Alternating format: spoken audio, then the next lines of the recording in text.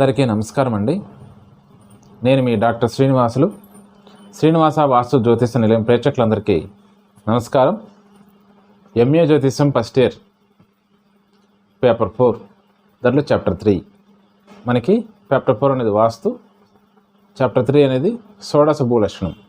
ఇప్పుడు మనం దానికి షోడశ భూలక్షణాల్లో గత కొన్ని క్లాసెస్ చెప్పుకుంటాను. ఇప్పటిదాకా 9 అయినాయి. ఇది 10వది అనమాట.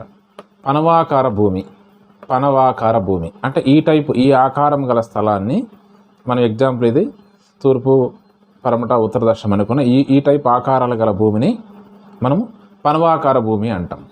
ఈ భూమి ఇలాంటి స్థలంలో నివసించేటువంటి వాళ్ళకి, ఈ ఆకారంలో గృహం కట్టుకున్న నివసించే వాళ్ళకి వ్యసనాలకి అవకాశం ఎక్కువ ఉంటుంది, జూదాలకి, సంతాన నష్టం జరిగే అవకాశాలు ఉంటాయి, వంశక్షయానికి కూడా అవకాశం ఉంటుంది.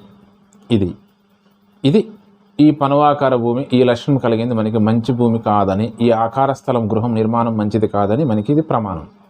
నెక్స్ట్ మళ్ళా 11వది మురజాకార భూమి అంటే ఇలాగా ఉంటుందన్నమాట. కొంచెం వెనుక ముందు ఇది ఇలాగా, ఇది కూడా అలాగా ఉంది అంటే దిక్కులు మొత్తం కట్ అయిపోయింటాయి. ఇది మురజాకార భూమి. దీంట్లో కూడా వంశహాని, సంతాన నష్టం, డెవలప్మెంట్స్ ఉండదని మనకి ఈ భూమి కూడా ప్రమాణం చెప్పింది, మురజాకార భూమి. నెక్స్ట్ మళ్ళీ మనకి రాబోయేది బృహన్ముఖ భూమి. బృహన్ముఖ అంటే ఇది ఇలా ఉంటుందన్నమాట. 3 దిక్కులు కరెక్ట్గా ఉంటాయి, ఇది మాత్రం రౌండ్ షేప్ ఉంటుంది. సో ఇలాంటి స్థలాన్ని మనకి బంధు నాశనము, బంధు వృద్ధి కాదు, డెవలప్మెంట్స్ ఉండదు, బంధుపరంగా ఇబ్బందులు, టెన్షన్స్, గృహ ఛిద్రాలు ఇవన్నీ దీనికి కలవనంట. అంటే దీనికి ప్రతిదానికి కూడా మనకి శ్లోక ప్రమాణం ఉంది.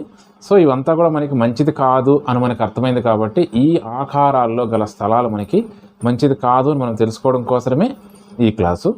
అది మనకి వాస్తుల ప్రధానమైనది. నమస్కారము, స్వస్తి.